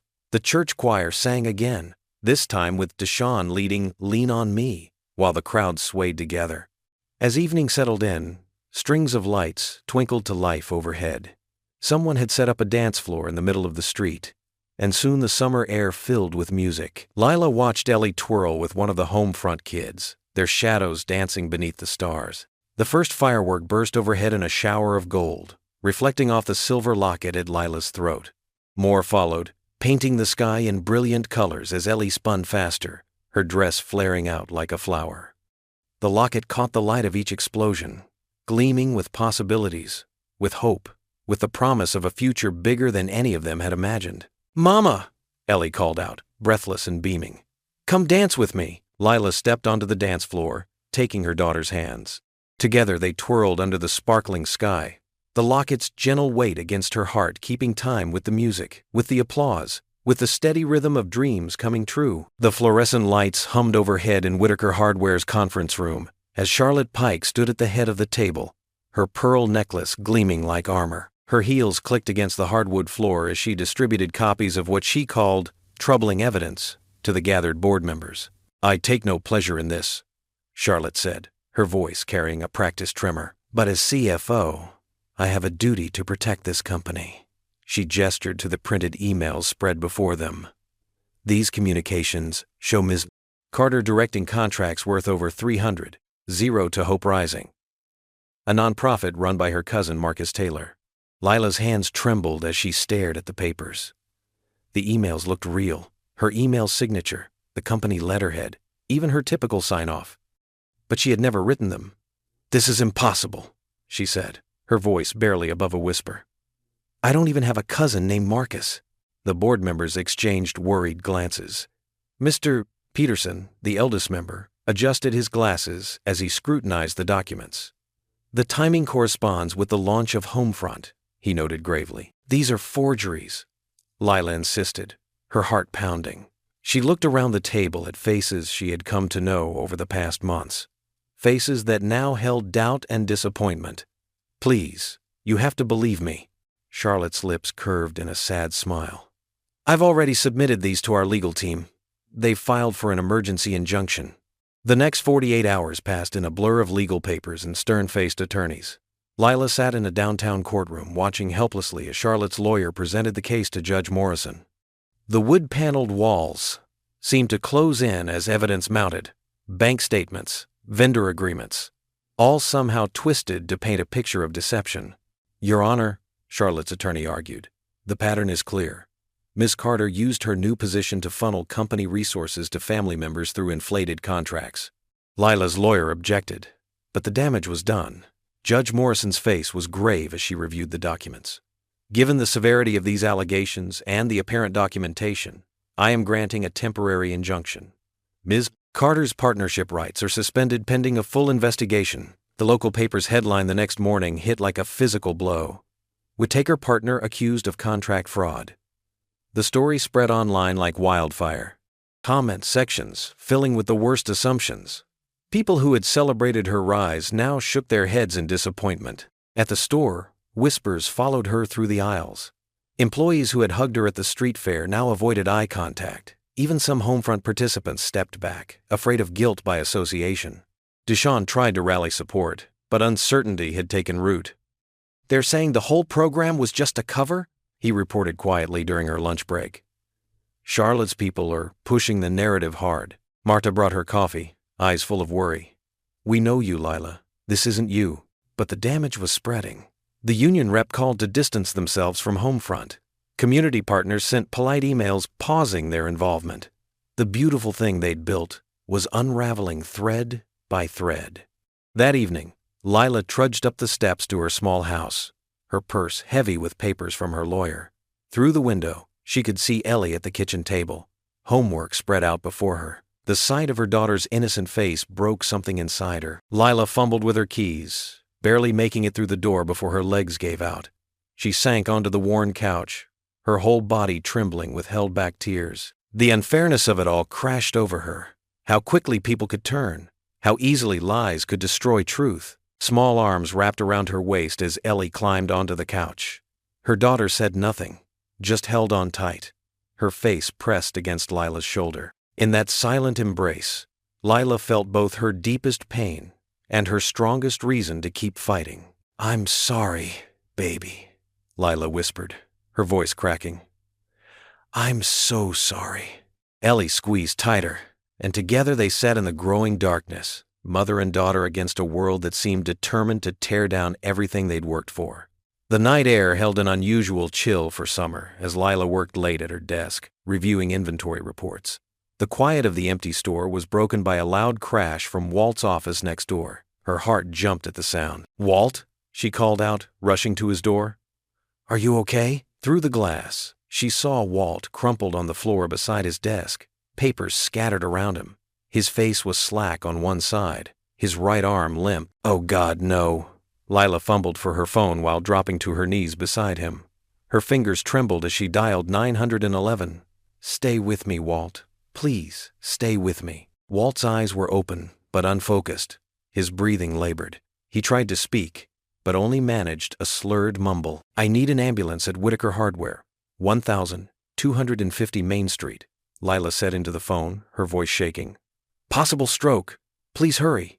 She held Walt's hand while they waited, whispering prayers and trying to keep him conscious. The wail of sirens grew louder, and soon red and blue lights flooded through the windows, casting eerie shadows across the office walls. The paramedics worked quickly, their movements precise and practiced. As they lifted Walt onto the stretcher, Lila caught a glimpse of his face, scared and vulnerable in a way she'd never seen before. "I'll follow you to the hospital," she promised, but Walt was already being wheeled away. The next morning, Charlotte wasted no time. She gathered the board members in the hospital's private conference room, her designer suit pristine despite the early hour. Lila watched through the window as Charlotte gestured animatedly, spreading documents across the table. "We have to think about the company's future," Charlotte's voice carried through the thin walls. "Walt's incapacitated, and with all the recent disruptions, this might be our best option." Two board members, Richard Thompson and George Miller, nodded along. They were old friends of Charlotte's father, Lila remembered. The same ones who'd always supported Charlotte's proposals. "Mega Hardware has made an excellent offer," Charlotte continued. "They'll keep most staff on, at least initially, and the shareholders will see a significant return." Lila's stomach churned. Mega Hardware was known for buying local stores and gutting them, replacing experienced workers with minimum wage employees, and eliminating community programs. Everything they'd built with Homefront would be destroyed. She tried to enter the conference room, but security stopped her. "Private meeting, ma'am. Board members only." Through the glass, she watched helplessly as Richard and George signed papers Charlotte placed before them. Their signatures felt like physical blows, each stroke of the pen threatening to undo everything Walt had built, everything they'd achieved together. Later that afternoon, exhausted from hours at the hospital, Lila walked to her car in the parking lot. The setting sun cast long shadows across the asphalt, and she fumbled with her keys, her mind still on Walt's pale face in the hospital bed. She stopped short when she reached her car. Crude letters were scratched deep into the driver's side door, a racial slur that made her blood run cold. The harsh marks glinted in the fading light, ugly and permanent against the blue paint. Lila's legs gave out, and she slumped against the car, her hand covering her mouth to stifle a sob. This wasn't just vandalism. It was a message, a reminder that no matter how hard she worked, how much good she did, some people would only ever see her skin color. "Mama?" Ellie's voice came from behind her. She'd almost forgotten her daughter was waiting to be picked up from the after-school program. "What's wrong?" Lila quickly tried to wipe her eyes, but it was too late. Ellie had already seen the damage. Her daughter's small face crumpled in understanding, then hardened with a determination no 11-year-old should have to show. Without a word, Ellie took her mother's hand and squeezed it tight. They stood there together, in the dying light, mother and daughter, their joined hands, a quiet defiance against the hatred carved into the metal. Tears rolled down Lila's cheeks as she held her daughter's hand, but she didn't make a sound. She couldn't let them see her break. Not now. Not when Walt was fighting for his life, and everything they'd built was being torn apart behind closed doors. The parking lot lights flickered on, one by one, casting harsh fluorescent light over the damaged car. Lila's tears fell silently as Ellie's small hand remained steady in hers, offering strength when she had none left to give. The porch light cast a weak glow as Lila slumped in her mother's old rocking chair, staring at the resignation letter in her lap. The paper trembled in her hands. Past midnight, the neighborhood lay silent except for the soft creak of wood beneath her feet. Walt was still in the hospital. The board vote loomed tomorrow, Everything they'd built together, home front, the second look loop, the community healing, felt like it was crumbling. The cruel words keyed into her car that morning had cut deeper than she wanted to admit. Maybe they're right, she whispered to the darkness. Maybe I was just fooling myself. Inside, Ellie slept on the couch, having refused to leave her mother's side. Lila's eyes burned with unshed tears as she picked up her pen. One signature, and it would all be over. She could find another job, somewhere quieter, somewhere safer for Ellie. The scratch of her pen against paper was interrupted by the soft sound of footsteps approaching in the dark. Lila looked up, startled, as figures emerged from the shadows. Pastor Ruth led the way, her silver hair gleaming in the porch light. Behind her came Deshaun, still in his store uniform, and then, one by one, members of the church choir filed into her front yard. "What are you all doing here?" Lila's voice cracked. Pastor Ruth smiled gently. "The Lord works in mysterious ways, especially at midnight." Deshaun stepped forward, his kind eyes taking in the paper in her lap. "We heard you might be needing some encouragement tonight." Before Lila could respond, Pastor Ruth raised her hands. The choir members straightened, and then the night air filled with the sweet, strong notes of Amazing Grace. Their voices rose in perfect harmony, wrapping around Lila like a warm embrace. Amazing Grace, how sweet the sound. Tears spilled down Lila's cheeks as more neighbors emerged from their homes. Mrs. Johnson from next door carried a steaming casserole. The Rodriguez family came with fresh bread. Mr. Peterson, the retired teacher, brought his wife's famous apple pie. The choir moved seamlessly into His Eye is on the Sparrow, and Lila pressed her hand to her mouth, overwhelmed by the love surrounding her. "Why should I feel discouraged?" they sang. "Why should the shadows come?" Deshaun moved to stand beside her chair. "You remember what you told that first veteran we hired?" he asked softly. "About how everyone deserves a second look?" Lila nodded, unable to speak. "Well, maybe it's time you gave yourself one too." The screen door creaked, and Ellie appeared, rubbing sleep from her eyes. In her hand, she clutched Walt's wife's locket. Without a word, she pulled a piece of tape from her pajama pocket and carefully secured the locket to Lila's palm. "Don't let go, Mama," she whispered fiercely. "We need you. The store needs you. Mr. Walt needs you." Mrs. Johnson set down her casserole and wrapped an arm around Lila's shoulders. "That Charlotte Pike might have money and influence, but she doesn't have this," she gestured to the gathered crowd. "She doesn't have community." The choir's voices swelled. "I sing because I'm happy. I sing because I'm free." Pastor Ruth knelt beside Lila's chair. "Remember Daniel?" she asked, referencing her sermon from weeks ago. "He didn't just survive the lion's den, he thrived there, because he knew who was with him." More neighbors arrived, carrying food and flowers. Some joined the choir. Others simply stood in silent support. The Rodriguez children placed a hand-drawn card in Lila's lap, covered in hearts, and the words, "We love you, Miss Carter." Lila looked down at the resignation letter, then at the locket taped to her palm. She thought of Walt in his hospital bed, fighting his own battle. She thought of the veterans at home front who'd found new purpose. She thought of Marta and Kenji, working late to uncover the truth. Deshaun caught her eye and gave her a gentle smile. "You've got an army behind you, Miss Lila, and we don't retreat." The choir began Stand By Me, and more voices joined in. The sound filled the night air, echoing down the street like a declaration of hope. Ellie climbed into her mother's lap, careful not to disturb the taped locket. "You always tell me to be brave," she whispered. "Now it's your turn." Lila looked at the faces surrounding her. Black, white, Hispanic, Asian, all joined together in song and support. These were her people. This was her community. And they weren't letting her go without a fight. With trembling fingers, she tore the resignation letter in half, then in quarters. The pieces scattered in the gentle night breeze as the choir sang on. Lila stood, drawing Ellie close with one arm while her other hand pressed the locket more firmly against her palm. She wiped her tears and lifted her chin, feeling strength flow into her bones with each note of the hymn. Pastor Ruth squeezed her shoulder, and Deshaun's quiet "Amen" carried under the music. Lila took a deep breath, straightening her spine. Beyond the circle of light and love on her front lawn, she could feel the challenges waiting. But now, she knew, really, knew she wouldn't face them alone. "I'll fight," she said quietly, but with steel in her voice. The fluorescent lights hummed in the empty office as Kenji Ito hunched over his desk, surrounded by towers of cardboard boxes. His usually neat workspace looked like a paper tornado had hit it.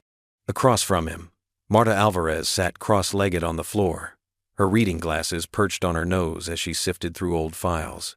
"There has to be something here," Marta muttered, pushing her graying hair behind her ear. "Lila keeps everything." Kenji nodded, his methodical hands moving through another stack of papers. "She's organized.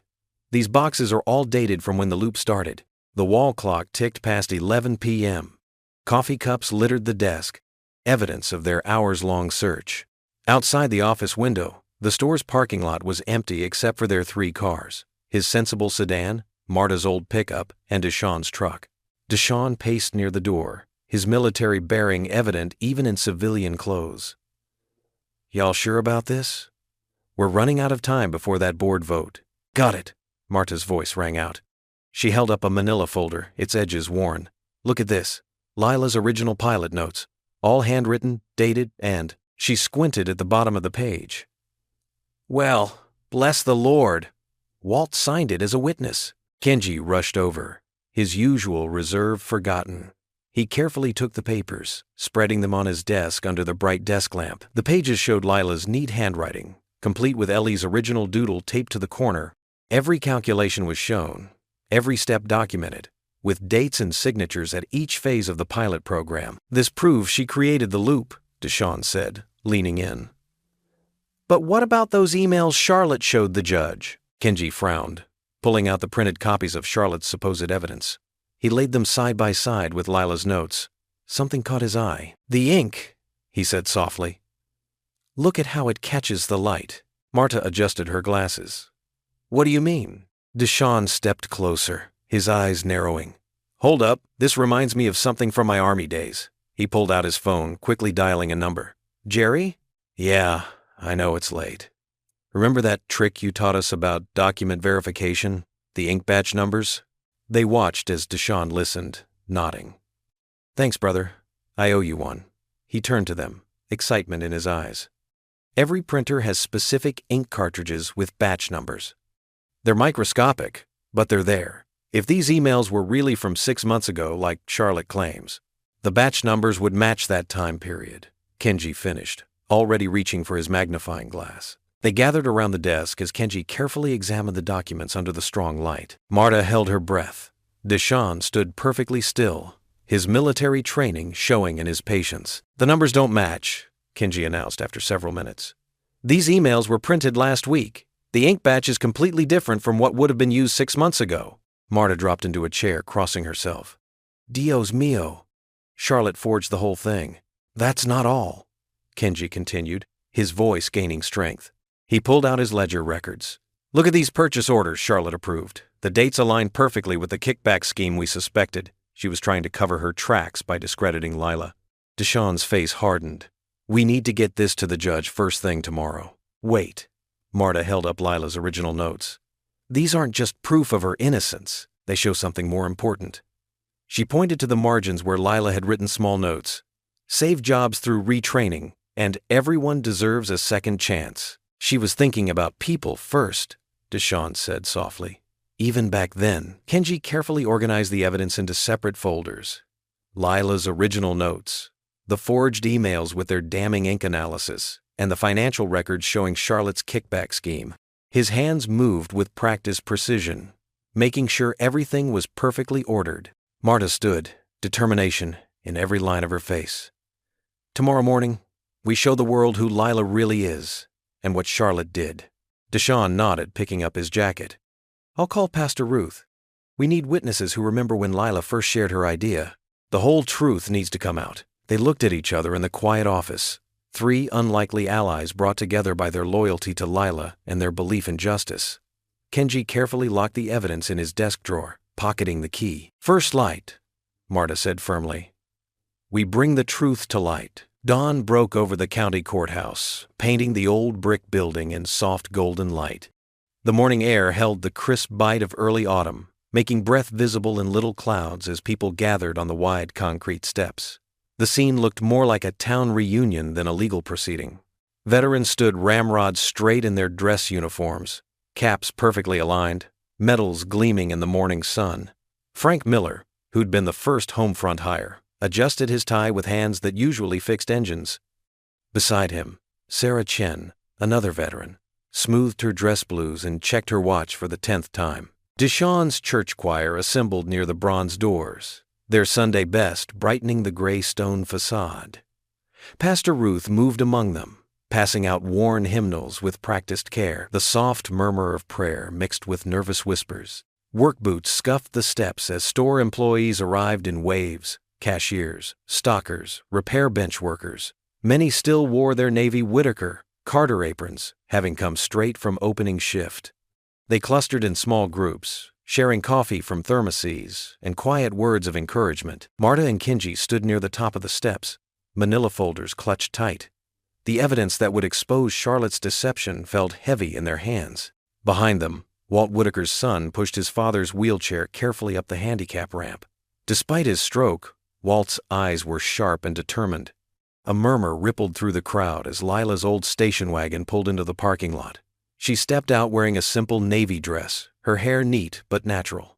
Ellie bounded out of the passenger side, wearing her Sunday dress and carrying her mother's worn leather bag. The crowd parted as they approached. Frank Miller and his fellow veterans snapped to attention, rendering a crisp salute. Deshawn's choir spontaneously began humming Amazing Grace, the melody floating soft and sure in the morning air. "Miss Carter," called out Maria Rodriguez, who'd completed the Homefront program last month. She rushed forward, pressing a small wooden cross into Lila's hand. "From all of us at the repair bench. We carved it during breaks." Lila's fingers traced the smooth wood, noting the careful detail work. "It's beautiful," she whispered, her voice thick. More people stepped forward, each with a story to share before the hearing began. "My boy's in college now, thanks to that tuition help," said Betty Williams, a longtime cashier. "First one in our family. The loop saved my job," added Tom Chen from receiving. "And then it gave me better work than I had before." Sarah Chen stepped forward in her dress blues. "You didn't just give us jobs, Miss Carter. You gave us purpose again. Dignity." Lila tried to respond, but tears threatened. She squeezed Ellie's hand instead, drawing strength from her daughter's unwavering faith. Pastor Ruth made her way through the crowd, her gray hair catching the morning light. "We're all here to speak truth today," she said, resting a weathered hand on Lila's shoulder. "Every person whose life you touched, every family you helped lift up, we're standing with you." Walt's wheelchair rolled forward, his son parking him next to Lila. "Didn't think I'd make it," he said gruffly, his speech still slightly slurred from the stroke. "But some things matter more than comfort." He reached up with his good hand, patting her arm. "You did everything right, girl. Everything right." The courthouse doors opened with a heavy creak. Inside, they could see Charlotte's lawyers setting up at their table, their suits expensive and impersonal. The town's presence seemed to startle them. They'd clearly expected a quiet procedural hearing. Kenji stepped forward, adjusting his tie. "We have the proof, Lila. Those forged emails won't stand up to examination. And we have something better than paper," Marta added. "We have people. Real lives changed." Deshawn raised his hand, and the choir's hum swelled into full voice. "Through many dangers, toils, and snares, I have already come." The harmony rose pure and strong against the courthouse columns, lifting hearts and straightening shoulders. Lila looked at the faces surrounding her. Black, white, Hispanic, Asian, all part of the beautiful tapestry their town had become. The loop hadn't just saved inventory. It had helped save people, restored dignity, rebuild community. Whatever happened inside those doors, that truth couldn't be undone. She felt Ellie squeeze her hand, looked down to see her daughter's bright, trusting eyes. The wooden cross felt warm in her palm, smooth with hope and prayers. Taking a deep breath, Lila squared her shoulders and faced the courthouse doors. The courtroom hummed with tension as Judge Patricia Martinez adjusted her reading glasses, studying the document spread across her bench. Sunlight streamed through tall windows, catching dust motes and golden beams. The wooden benches creaked with the weight of spectators packed shoulder to shoulder. Lila sat at the plaintiff's table, her hands clasped tightly in her lap. Ellie had insisted on braiding her mother's hair that morning, telling her it was warrior style. The familiar weight of Walt's locket pressed against her collarbone, a reminder of what they were fighting for. These handwritten notes, Judge Martinez held up Lila's original sketches, are dated and witnessed by multiple employees. The implementation timeline is clearly documented. She turned her attention to the disputed emails. "Mr. Ito, please explain the ink analysis." Kenji stood, his usually quiet demeanor replaced with confident authority. "Your Honor, the emails supposedly sent by Ms. Carter show different ink batch numbers. Using standard Army document verification, we found the timestamps were manipulated. The originals were created months after the second look loop was already in place. At the defense table, Charlotte's composed facade cracked. Her fingers trembled as she reached for her water glass, splashing drops onto her crisp blazer. Furthermore, the judge continued, the financial records show a pattern of irregular ordering through shell companies. She fixed Charlotte with a stern gaze. "Miss Pike, these discrepancies align perfectly with the periods of inflated waste reporting." The courtroom fell silent. Charlotte's shoulders sagged, the weight of truth finally too heavy to bear. Walt Whitaker, pushed to the front in his wheelchair by Deshawn, raised his hand weakly. "Your Honor, may I speak?" "Proceed, Mr. Whitaker." Despite his recent stroke, Walt's voice carried clear and strong. "I've been in business 50 years, made plenty of mistakes, but I've never seen anyone care about our people like Lila Carter does." He turned to face the room. "She didn't just save money, she saved souls, gave people back their dignity." From the gallery, voices called out in agreement. Frank Miller, the first veteran hired through Homefront, stood in his pressed uniform. "Ma'am, I was sleeping in my car before Ms. Carter gave me a chance. Now I supervise the repair bench, got my own apartment." Sarah Chen, a returning citizen who'd struggled to find work, rose next. "My kids have health care now, real health care, not emergency room visits." Judge Martinez raised her hand for quiet. "I've heard enough. This court finds no merit in the allegations against Lila Mae Carter. The temporary injunction is hereby lifted." She paused, her expression grave. "Furthermore, I am recommending criminal charges be filed regarding the fraudulent documentation and financial misconduct." Charlotte's face went ash white. Her attorney leaned in, whispering urgently. Walt wheeled forward again. "Your Honor, if I may, I have one more thing to present." He nodded to Marta, who brought forward a leather portfolio. "This is an amended charter for Whitaker Hardware. It establishes an employee-owned trust, makes profit, sharing permanent, and names Lila Carter as co-CEO and equal partner." His gnarled hands shook as he signed the documents. "And," he added, looking directly at Charlotte, "it includes an offer of mercy." The room stilled. Charlotte lifted her head, tears tracking down her cheeks. "Full confession, complete restitution," Walt said quietly. "In exchange, we don't press charges. You get a chance to rebuild, same as everyone else who comes through our doors." Judge Martinez examined the charter. "This appears to be in order. Ms. Pike, do you accept these terms?" Charlotte stood slowly, her designer suit wrinkled, her usual polish gone. "Aye." Her voice cracked. She looked around the courtroom, at the employees she'd dismissed, the lives she'd tried to destroy, the community she'd underestimated. "Yes, yes, I accept." "Then I approve this settlement." Judge Martinez's gavel cracked like thunder. "Ms. Pike, you have 48 hours to provide a full accounting." "Ms. Carter, congratulations on your official reinstatement." Lila sat very still, overwhelmed by the moment. Deshawn's hand squeezed her shoulder. Marta wiped away tears. From the back of the courtroom, Pastor Ruth's deep voice began to hum. "Amazing Grace." Charlotte made her way to Lila's table on unsteady legs. "I'm sorry," she whispered. "I was so scared of losing control I forgot how to be human." Lila stood and took her former enemy's hands. "We've all needed second chances," she said softly. "That's what the loop was always about." The morning sun streamed stronger now through the courthouse windows, touching everything with gold. The judge's bench, Walt's wheelchair, Charlotte's tears, Lila's locket. In that light, they all looked like people finding their way home. The fluorescent lights buzzed softly in Whitaker Hardware's break room as employees filed in, their faces bright with relief after the morning's court victory. The usual smell of coffee and microwave popcorn mingled with something sweeter hope, maybe. The room wasn't meant to hold this many people, but nobody seemed to mind the squeeze.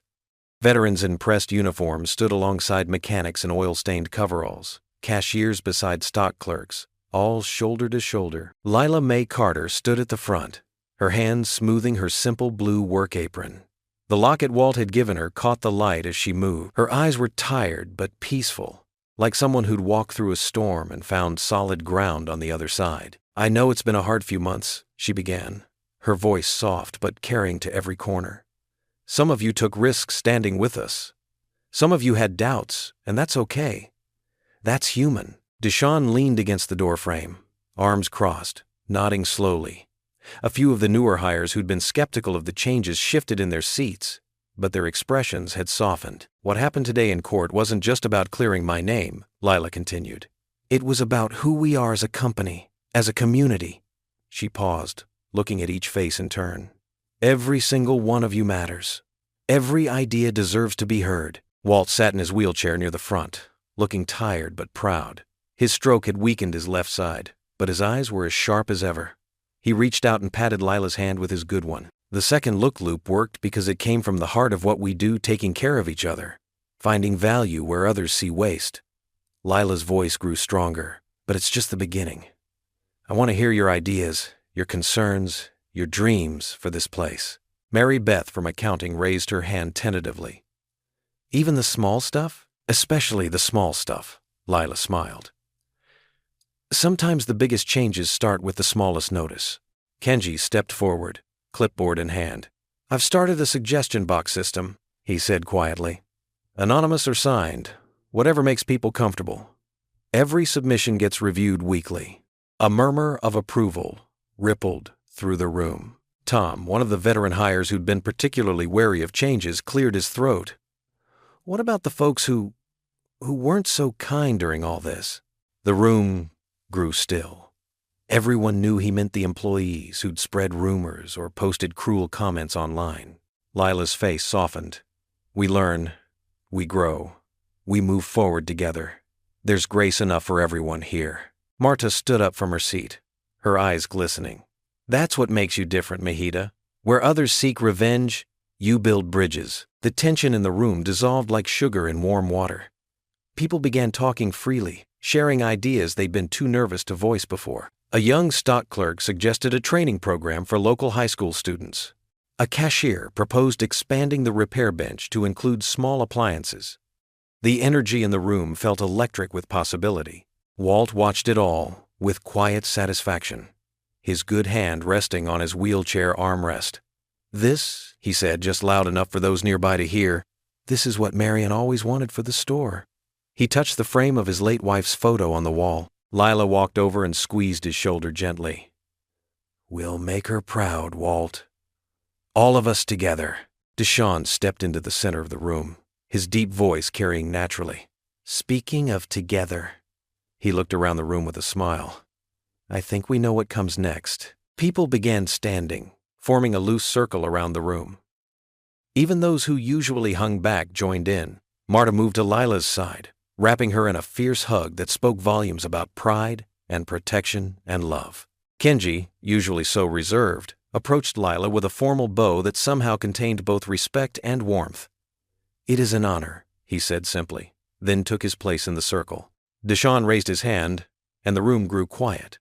Then, soft at first but growing stronger, the familiar notes of Amazing Grace began to fill the air. It wasn't perfect harmony, these weren't professional singers, but the heart in every voice made it beautiful. Walt watched from his wheelchair, tears tracking down his weathered cheeks. His good hand kept time gently on the armrest, as the old hymn wrapped around them all like a warm blanket. Amazing Grace. How sweet the sound. The voices blended and rose, carrying with them the weight of all they'd been through and all they hoped to become. Through the windows, the late afternoon sun painted everything in soft gold, as if heaven itself was listening in. "Was blind, but now I see." Lila looked around the circle of faces, old and young, different colors and backgrounds. all singing together, and felt something settle deep in her soul. This was what healing looked like. This was what community meant. The final notes faded slowly, like they were reluctant to leave. Walt's smile, bright and genuine, said everything that needed to be said. The late afternoon sun streamed through the windows of Walt's office, casting a warm glow across the polished wooden desk where the amended charter lay. Lila's hands trembled slightly as she smoothed her navy blazer, a gift from Marta for this special occasion.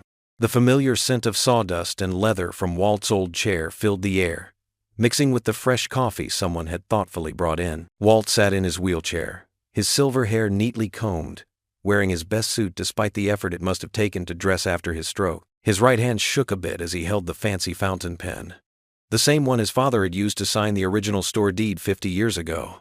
"Ready, partner?" Walt's voice was quieter these days, but his eyes sparkled with their usual mischief. Lila nodded, swallowing the lump in her throat. "Ready as I'll ever be, Mr. Whitaker." "Walt," he corrected gently, as he had 100 times before. "We're way past formalities now." Behind them, a small group had gathered to witness the signing. Deshawn stood tall in his pressed uniform. Marta dabbed at her eyes with a tissue, and Kinji adjusted his glasses with a proud smile. The local newspaper photographer, Jenny Chen, tested her camera settings while Pastor Ruth beamed from her spot near the window. "The light's perfect," Jenny said, positioning herself for the shot. "Just pretend I'm not here." Lila leaned forward, pen poised above the thick paper. The words swam before her eyes for a moment, hereby establishing Whitaker Carter Hardware as an employee-owned trust.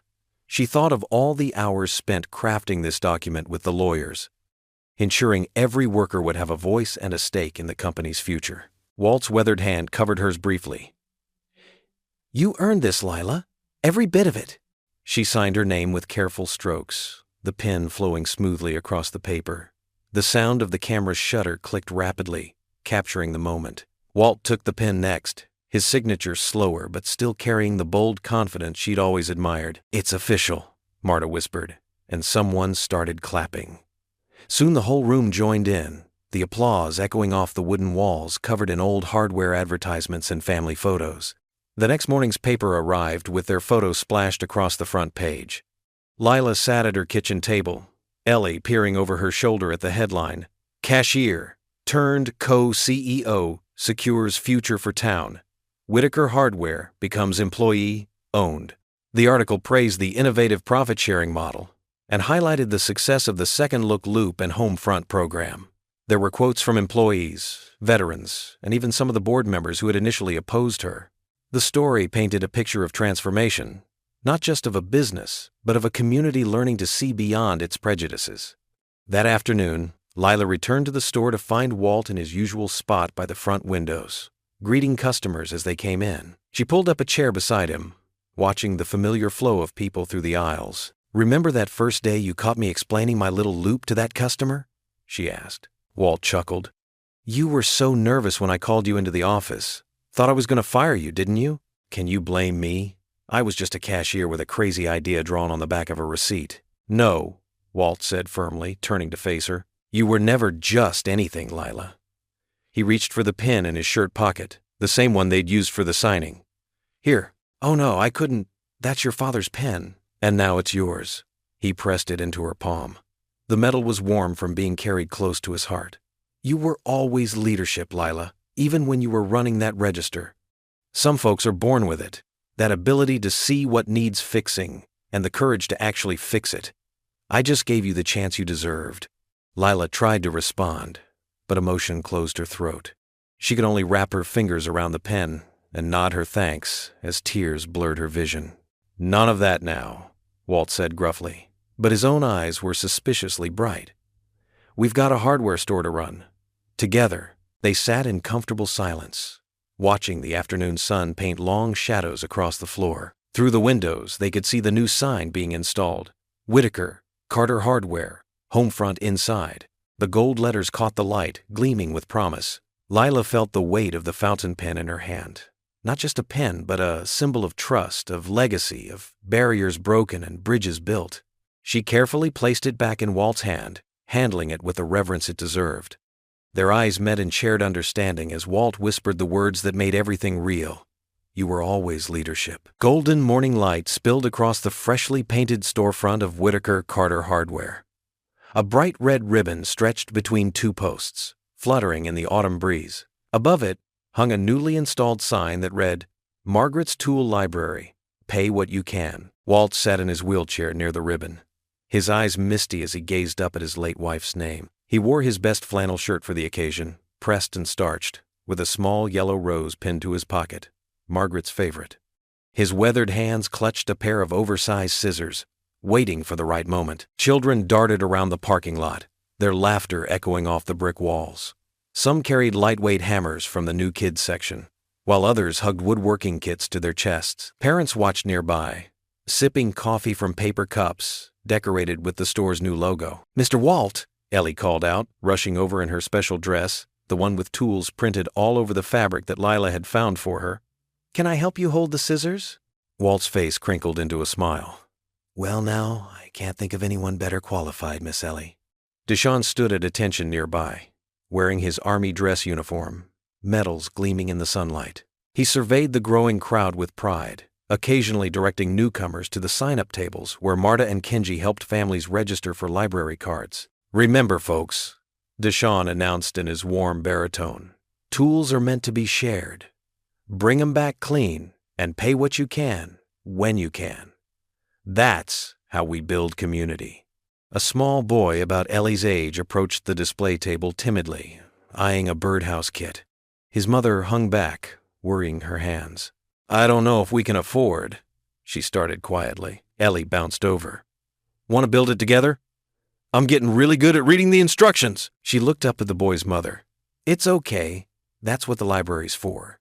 Everyone gets to make things here. Lila watched from near the entrance as her daughter guided the boy to a workbench. Her heart swelled as Ellie carefully showed him how to sort the pieces and read the simple diagrams. Just as Deshawn had taught her, more families gathered, creating a warm buzz of conversation. Veterans from the Homefront program helped demonstrate proper tool handling.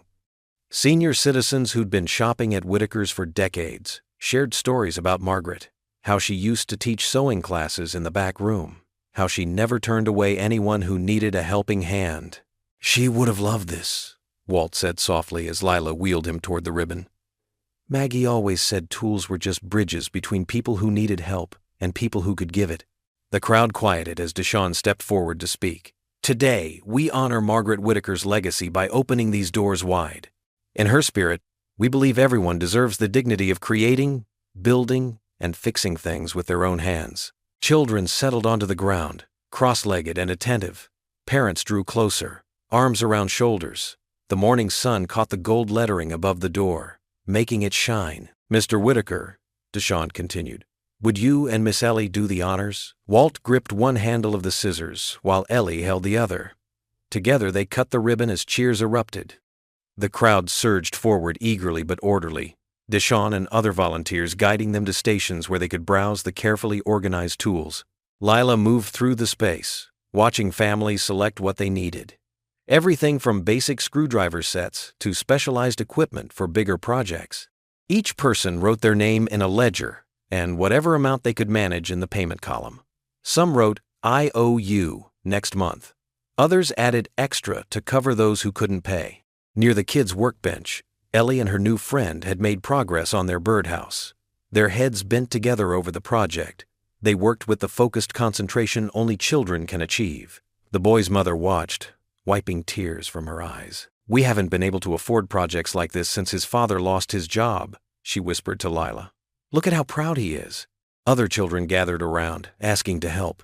Soon the workbench became a hub of activity, measuring, marking, careful hammering under supervision. Deshawn moved between groups, adjusting grips on tools and offering encouragement. Walt observed it all from his wheelchair, occasionally calling out tips in his gruff but kindly way. His eyes kept drifting to Margaret's name above the door, then back to the scene below it. Exactly the kind of community she had always dreamed of fostering. As the morning wore on, Lila retrieved a small package from behind the counter. Inside was a simple wooden plaque she'd had made, the letters carved deep and clear. Finding an empty spot near the library entrance, she began to hang it carefully. Deshaun paused in his rounds to watch. "That's what it's all about, isn't it?"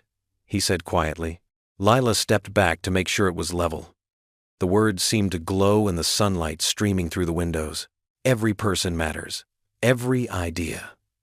Welcome. The evening air held the last warmth of summer, sweet with the scent of Mrs. Johnson's roses next door. Lila and Ellie sat on their worn porch swing, its gentle creaking a familiar comfort as they shared a slice of still warm apple pie. The sky had turned a soft purple, and one by one, porch lights began twinkling on along their street like friendly stars. "Miss Martha's pie is the best," Ellie declared, licking cinnamon from her fork. She had a smudge of flour on her nose from helping roll out crusts earlier. Lila smiled, remembering how just months ago, some of these same neighbors had crossed the street to avoid them. Now, their porch had become a gathering spot, with folks dropping by all evening bearing desserts and warm wishes. Mrs. Johnson tottered up their steps, carrying another pie, this one peach still steaming through its lattice top. "Just pulled it from the oven," she announced proudly. "Had to bring it straight over." "You're spoiling us," Lila protested, but she made room on the small table beside them. "Nonsense." Mrs. Johnson settled into one of the wooden chairs. "After what you've done for this town, we're the ones who've been blessed." The screen door creaked, and Deshaun emerged with a tray of lemonade. He'd stopped by after choir practice, still wearing his Sunday best. "Thought we could use some refreshments," he said, setting down the tray. "The whole neighborhood smells like heaven with all this baking." More neighbors drifted over as twilight deepened. The Martinez family brought lawn chairs and homemade churros. Miss Peterson wheeled himself up the ramp they'd built last month, one of the first projects from Margaret's tool library. Even shy Mrs. Wu from the corner house joined them, carrying almond cookies that Ellie declared were better than the bakeries. The porch filled with quiet chatter and occasional laughter. Children played tag in the yard, their shadows long in the evening light. Lila watched them dart between the maple trees. She remembered some of these same parents warning their kids away from just last winter. "Sometimes change comes like a storm." Pastor Ruth's voice was gentle as she settled onto the swing beside Lila. She'd arrived quietly, as was her way. "But sometimes it comes like this, soft and steady, like evening settling in." Lila nodded, throat tight with emotion. "I never imagined." "That's because you weren't looking for change," Pastor Ruth said. "You were just being faithful with what was in front of you. Those return policies, that little loop on a receipt, being kind when others weren't." A burst of children's laughter drew their attention. Ellie was teaching Tommy Peterson how to make shadow puppets against the garage door, while his father watched with pride from his wheelchair. "Remember when you first came to my office?" Pastor Ruth continued. "So worried about taking that partnership? You said you didn't want to cause trouble." "I remember," Lila smiled. "You told me sometimes trouble needs causing. And look what that trouble turned into." Pastor Ruth gestured at the gathering. "A whole community remembering how to be neighbors again." Mr. Martinez was showing Deshaun how to properly twist a churro in the sugary coating.